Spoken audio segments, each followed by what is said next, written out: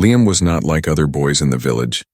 While others played games or worked in fields, Liam spent hours reading old books and maps. He loved stories about ancient times, forgotten kingdoms and hidden weapons. One story always stayed in his mind.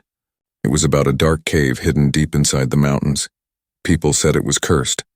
They said anyone who went in never came out. But Liam didn't believe in curses. He believed in history, and he believed that every story had some truth inside it. So one day he packed a small bag, took a flashlight, and went to find the cave. The sky was gray and the air felt heavy. Even the birds didn't sing that morning. It was as if the world knew something bad was about to happen. Liam walked for hours, climbing rocks and crossing small rivers. At last, he found a narrow path that looked like it hadn't been touched for hundreds of years. Thick vines covered the entrance, and cold wind blew from the inside. His heart beat faster. He took a deep breath and stepped in. The cave was dark, wet, and silent. Water dripped from the ceiling, and the floor was slippery. Liam used his flashlight to look around.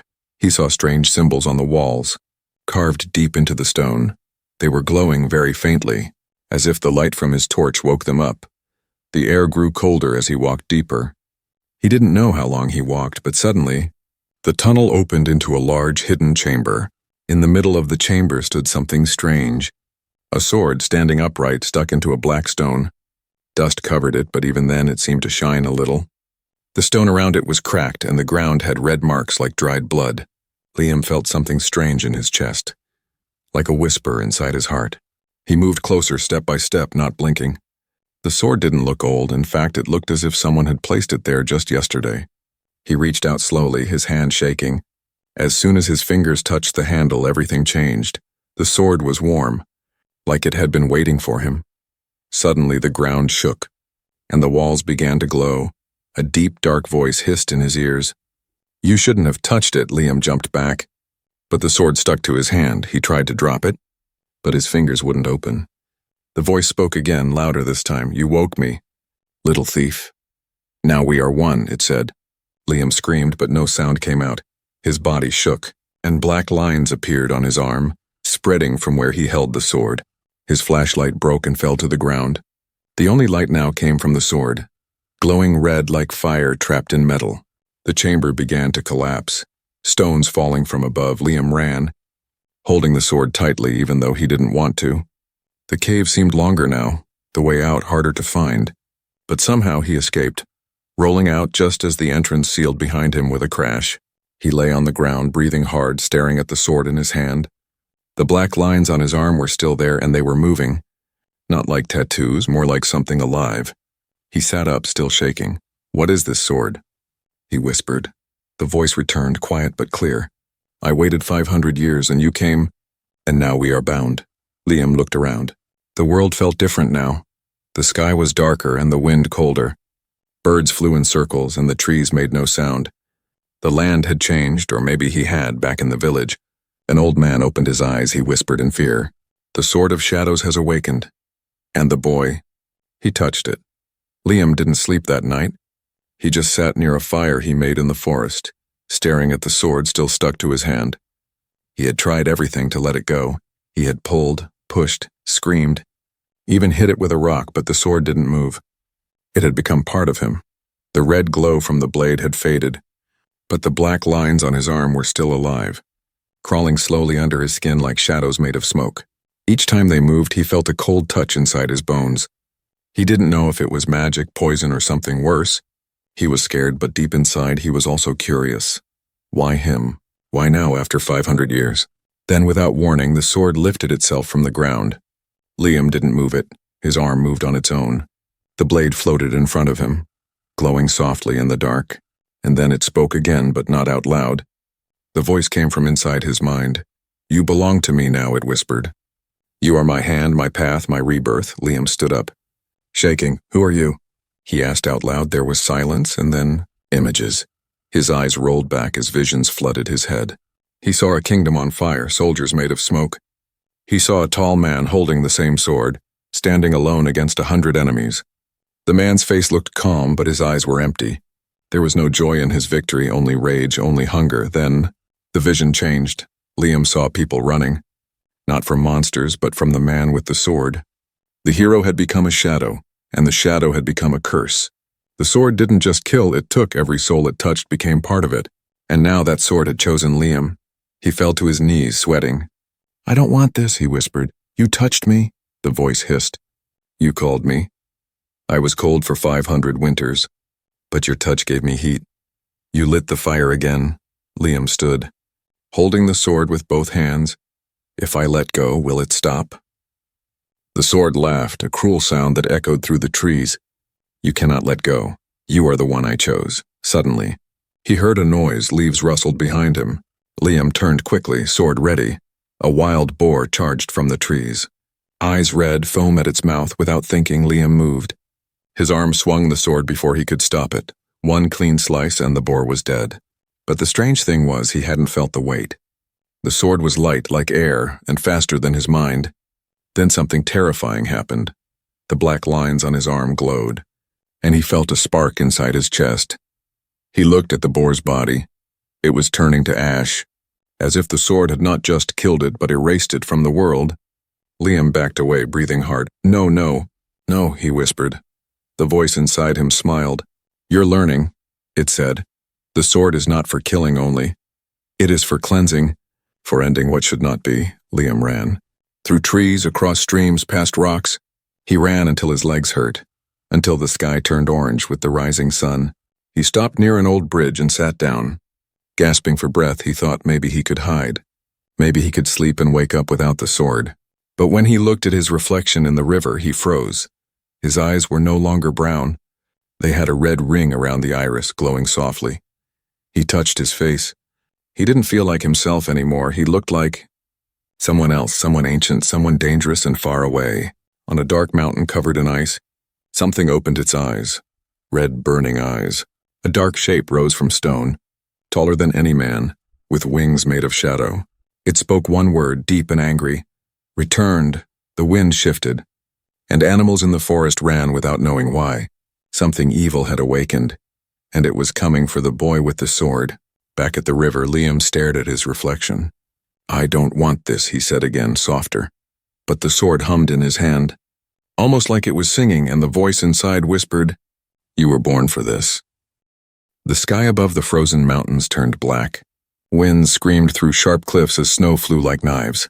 Inside a broken stone tower buried in ice, something opened its eyes after centuries of silence. Red eyes glowing with old hate. The creature had no name anymore.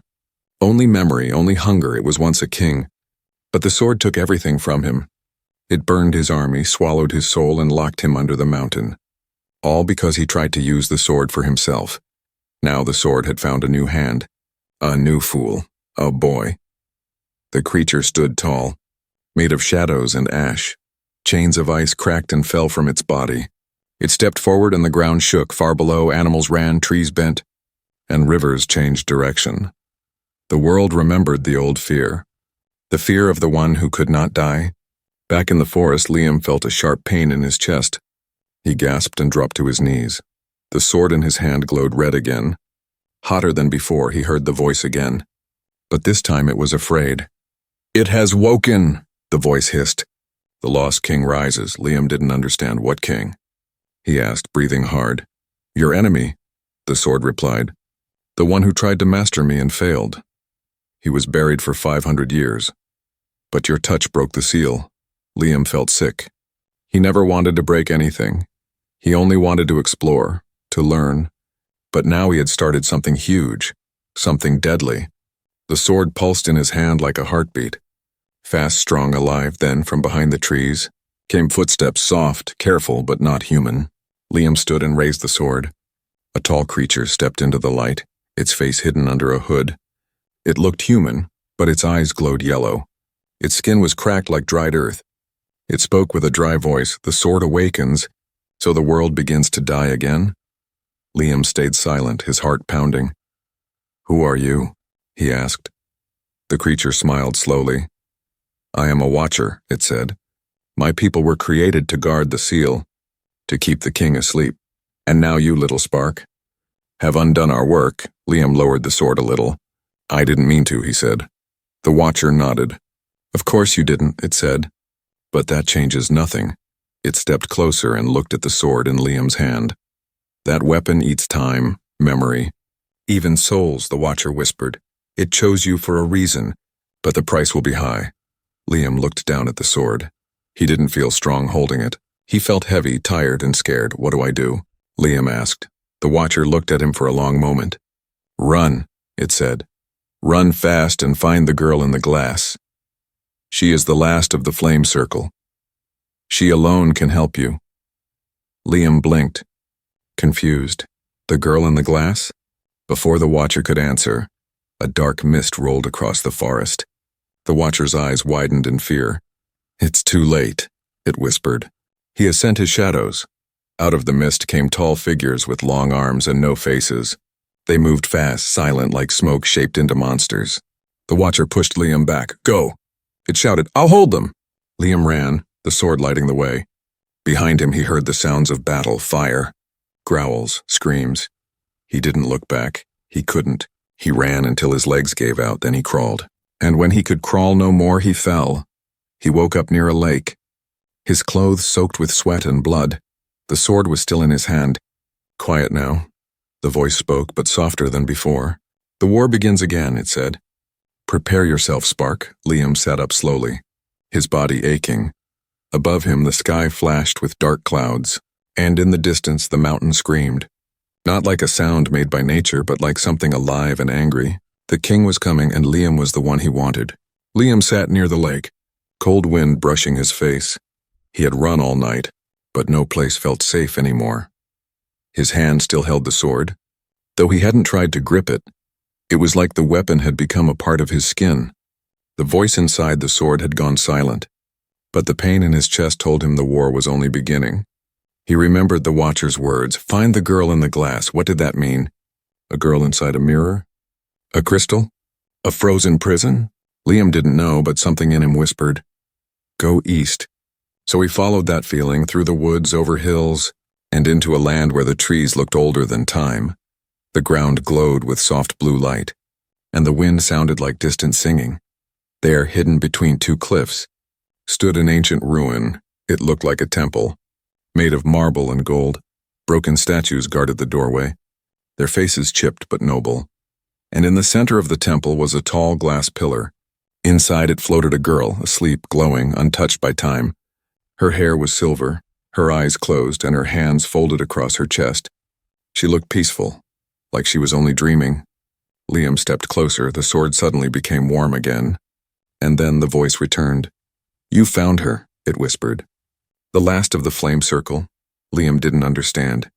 But the sword pulsed in his hand and the glass began to crack. Piece by piece the pillar broke, light pouring out like the sun had been trapped inside. And then she fell gently like a feather. Landing in his arms, her eyes opened, glowing blue for a moment, then turning soft green. She blinked, breathing fast. You, she said. You're the one. Liam stepped back, confused. Who are you? He asked. The girl stood up slowly, looking around the temple ruins. My name is Elira, she said. I was sealed here to wait for the sword's next bearer. She looked at the weapon in his hand and frowned. The sword should not have awakened, she whispered. Not now. Liam felt the fear in her voice. I didn't mean to touch it, he said. Elira nodded. No one ever does. She walked slowly to a broken wall and pointed to a symbol carved there. It showed a man holding the sword, but shadows surrounded him. The blade chooses its master, she said. But it also feeds on him. Liam looked at his arm. The black lines had spread to his shoulder. They're getting worse, he said. Elira nodded again, her face serious. It's already begun, she said. The merging, Liam sat on the cold stone floor feeling hopeless. What do I do? He asked, can I stop it? Elira hesitated, then said, there may be a way. She walked to a small pool of glowing water at the back of the temple. She placed her hand in it and the water showed images. A great gate, black and burning, guarded by statues of weeping angels. That's the blood gate, she said. The place where the sword was made. If we go there, can we destroy it? Liam asked. Elira looked at him sadly. No, she said. But you may learn how to control it. Suddenly, a deep growl shook the ground. The sky outside turned dark again. Elira, Liam whispered. He's coming. Elira's eyes glowed again, and flames flickered around her hands. "We must leave," she said. "The shadows are near." They ran from the temple through hidden paths only Elira knew. She spoke to the trees and they moved aside. She touched stones and doors opened. Liam followed, amazed. She was not just a girl from the past, she was magic. At night they rested near a warm spring. Liam watched her as she sat by the fire, staring into the flames. "Why were you sealed in glass?" he asked. Elira turned to him, her voice soft. "I once tried to destroy the sword," she said, "but it trapped me in time.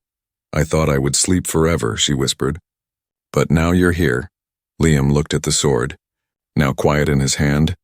"We'll finish what you started," he said. Elira smiled, but her eyes were sad. "Just remember," she said, "the sword has a will of its own. If you lose control, it won't just destroy you. It will destroy everything." And deep in the mountains, the enemy opened its wings, its voice echoed across the land. "The flame has returned," it hissed, "and I will snuff it out." The moon rose red that night. It was not a normal moon, it looked like it had been soaked in blood. Elira saw it and stopped walking. Her face turned pale. "The Bloodgate is waking up," she whispered. Liam looked at the sky and felt the sword in his hand grow hot again. The warmth was not comforting. It burned like fire trapped in metal. They had been walking for days through quiet forests, past ruined temples and over silent rivers. The land had changed. The trees looked sick, the ground cracked, and the air felt heavy, as if the earth itself was holding its breath. Elira said it was because the sword was nearing its origin. Liam didn't speak much. Each night his dreams grew darker. He saw the Shadow King rising from the mountain. He saw armies made of bones and smoke, marching under red skies, and sometimes he saw himself wearing black armor, eyes glowing red, leading the army with the same sword in hand. That dream scared him more than any monster could. They reached the edge of a valley where the land split open like a wound. Far below, between two cliffs, stood the Bloodgate. It was massive, made of black stone shaped like twin fangs, and in the center was a sealed door covered in red symbols. Statues of angels stood around it, but their eyes were empty, and their wings were broken. Their faces looked like they were weeping. Elira grabbed Liam's arm. "We must be careful," she said. "This place is alive." Liam felt it too. The sword in his hand pulsed like a heartbeat, and deep below something pulsed back. They climbed down carefully, the wind screaming around them. Each step made the sword glow brighter. When they finally stood before the gate, Elira placed her hand on one of the statues. She whispered ancient words and the red symbols lit up. The gate shook, dust falling like rain. "Elira," Liam said slowly, "are you sure this is safe?" She gave him a sad smile. "No," she said, "but it's necessary. If you don't learn to control the sword now, it will control you." The gate opened with a sound like a scream and a whisper mixed together. Inside was pure darkness, not the darkness of night, but something deeper, heavier. Liam stepped in and the darkness swallowed the light around him. Only the sword glowed, guiding his way. The inside was a long hall, with walls made of bones and bloodstone. Carvings showed pictures of war, sacrifice, and ancient kings. One carving showed a man holding the sword, stabbing it into a mountain, and another carving showed the same man, burning from the inside. Elira walked beside him, her voice low. "This is the place where the first bearer tried to become a god." They reached the end of the hall where a round platform waited. Symbols danced in the air, glowing and spinning. Elira pointed at the center. "Stand there," she said. Liam stepped forward, his chest tight with fear. As soon as he stood on the platform, everything changed. The room disappeared. He was floating in a red storm. Lightning flashed around him, and voices screamed his name. He saw visions himself. Again and again, in one he was a hero, saving people. In another, he was a tyrant, burning cities, and in the last, he was nothing, a shell, empty, his soul consumed by the sword. The voice returned, louder than ever. "I gave them all a choice," it roared. "They chose wrong. Now I give you a choice," Liam screamed. "What choice?" The storm paused. "Will you carry me with pride and purpose," the voice said, "or will you be my cage?" Liam didn't understand, but the pain in his chest grew stronger. His hand felt like it was melting into the sword. Elira's voice reached him, faint but clear. "Fight it. Liam, make your choice." Liam thought of his family, his village, the friends he missed. He thought of Elira. Standing beside him when no one else would, he thought of the world. Broken, crying, waiting for a protector. He lifted the sword and shouted, I will not be your slave. The storm exploded in light. The darkness shattered and Liam fell, landing hard on the floor of the temple again. Illyra caught him, his eyes were glowing. But not red, not anymore. They glowed gold. He stood slowly. The sword in his hand felt different, calmer, heavier, older. Illyra looked at him and smiled. You passed, she said, but the war is not over. From the mountains. The sky screamed. The Shadow King had felt the change. And now he was coming. Liam stood in silence. The golden glow in his eyes had faded. Now they were calm, but deep inside something had changed. The sword no longer burned in his hand. It felt balanced, powerful, yet quiet. But he knew that peace wouldn't last. Beside him, Illyra watched carefully. You opened the blood gate, she said softly. Not many survived that, Liam looked at her. Confused, I didn't fight it, he said. I just chose not to lose myself, Illyra nodded. That's why you're still you, she said. But you're also someone else now. They walked through a field of cracked stone, heading toward a ruined city. The land had been dead for years, but now shadows moved across the ruins. Creatures with no form drifted along the rooftops, watching, waiting. The Shadow King sends them, Illyra whispered. They fear your power, but they also want it. Liam didn't speak. His mind was full of strange memories. They weren't his, but they felt real. He saw battles he never fought. He heard names he didn't recognize. And worst of all, he felt emotions that weren't his. Rage, grief, loss, and burning revenge inside his head. Another voice had begun to whisper. Not the sword's voice, but something older. It was the voice of the warrior who once carried the sword long ago. A man named Kalis. The voice didn't speak words, it showed images. Flashes of a golden crown, a burning palace, and a broken throne. Kalis had been a hero once, but in the end, he became something worse than his enemies. Liam sat by a dead tree as the sun set. He looked at the sword resting against the roots. Illyra, he said, I think... I'm becoming him, Illyra turned. Her face serious. You're not him, she said. But his soul lives inside the blade. If you're weak, it will swallow you. Liam touched the sword carefully. I feel his pain, he said. I feel his anger. He lost everything. Illyra sat beside him. Yes, she said. He was betrayed by the ones he trusted. He used the sword to take revenge, and it broke him. That's why the sword was sealed, to stop that pain from spreading again. That night, Liam had another dream, but this time it wasn't chaos. He was inside a grand hall with tall black columns. At the center stood Kalis, dressed in black armor. Eyes cold, Liam stepped forward. Why are you in my mind? He asked. Kalis turned slowly. You carry my curse, he replied. And my duty. I don't want your revenge, Liam said. Kalis laughed quietly. It's not about what you want, he said. It's about what the world needs. They will lie to you. They will betray you like they did to me. They always do. Liam shook his head. No, he said. I'm not you. I still believe people can change. Kalis stared at him for a long time, then said, Let's see how long that hope lasts. The dream faded, and Liam woke up covered in sweat. Illyra was already awake. She handed him water and asked, Did you see him again? Liam nodded slowly. He wants me to finish what he started. Illyra looked into the distance. The Shadow King knows the sword is almost whole again, she said. He'll strike soon. We have one last place to go. Liam stood ready. Where? The Crown of Bones, she said. It's the tomb of kings where the first bearer's ashes were buried. If we reach it, you might find the strength to stop what's coming. As they walked, the land turned colder. Frost formed on the trees, and the wind howled like a warning. Liam felt the sword grow heavier, not in weight, but in emotion. Each step forward pulled at his soul. They reached a high cliff, and far below, the Crown of Bones rose like a dead crown. White towers, broken walls, and one massive door sealed with bone and flame. Illyra stopped. After this, she said, You will face him, the real him, and maybe... The real you, Liam nodded. I'm ready, he said.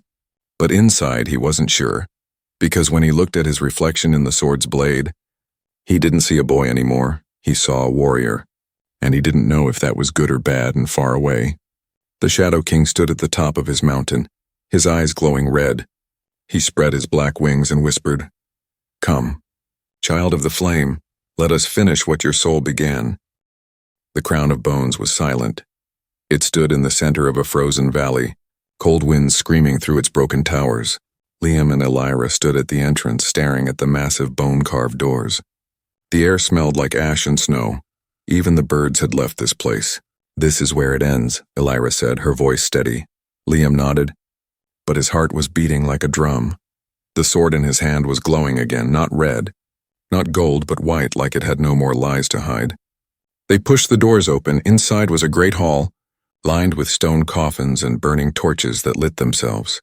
The walls showed stories written in blood and fire, of kings, traitors, and warriors who rose and fell.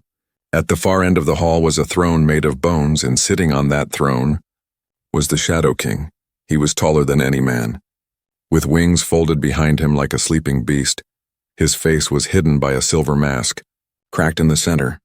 When he saw Liam, he stood slowly. "So," he said, his voice deep and dark, "the sword chooses a boy." Liam stepped forward, the sword humming in his grip. "I'm not here to serve you," he said. The Shadow King laughed. "You already do," he replied. "The sword is mine. I forged it with my own pain. I fed it with my soul. It calls to me." Elira raised her hand, fire dancing on her fingers. "You betrayed the flame," she shouted. "You tried to use it for war. You were sealed for a reason." The king looked at her with eyes like dying stars. "I was sealed by coward," he said, "afraid of power, afraid of truth. I only wanted to make the world kneel." Liam took another step. His voice shook, but he didn't stop. "You destroyed cities," he said. "You killed millions. You don't deserve the sword." The Shadow King pointed at Liam. "And you?" he said. "A boy who ran from home, who doesn't know who he is. You think you can stop me? You don't even know your own strength." Liam felt the sword burn hotter. Memories, his own and Kaelus's, flashed through his mind. Pain, loss, love, and revenge. The sword wanted to fight. It wanted to drink blood. It wanted war. But Liam remembered Elira's words. "If you lose yourself, the sword wins." So, he did something the Shadow King did not expect. He dropped the sword. The weapon hit the floor and went silent. The hall trembled. Even the torches flickered. The Shadow King roared, "You fool! You must use it, or you'll die." Liam looked up. "Maybe," he said, "but I won't become like you." The white light from the sword rose like smoke. It surrounded Liam, wrapping him in warmth and flame. The shadows screamed and backed away. The king tried to run forward, but Elira stood between them. She raised her hands and shouted, "Flame, remember your name!" Light exploded through the hall. The coffins cracked open. Spirits of old warriors rose from their sleep. They stood beside Liam, silent but strong. The sword lifted itself into the air, spinning with fire and wind. Then it split into two pieces, one glowing white, the other black like coal. The black piece flew toward the Shadow King. It pierced his chest. He screamed, not in pain, but in rage. His mask shattered, and for a moment Liam saw his face. It was not a monster's face, it was a man, broken by his own choices, and then he turned to dust. The hall grew quiet again. Elira fell to her knees, shaking. Liam walked to her and helped her up. "It's over," he whispered. She looked at him with tears in her eyes. "You broke the curse." The sword's white half floated toward Liam, but he shook his head. "No more," he said. "I don't need it now." The blade gently faded into light and disappeared, and for the first time Liam felt free. The crown of bones began to fall apart, but the sky outside was blue again. The frost melted, birds returned, and the wind sang like a song from long ago. Liam and Elira stepped into the light. The war was over, but the story would live forever. A boy once touched a sword in a cave. It was warm after 500 years, and a voice said, "You shouldn't have touched it." But maybe he was the only one who ever should.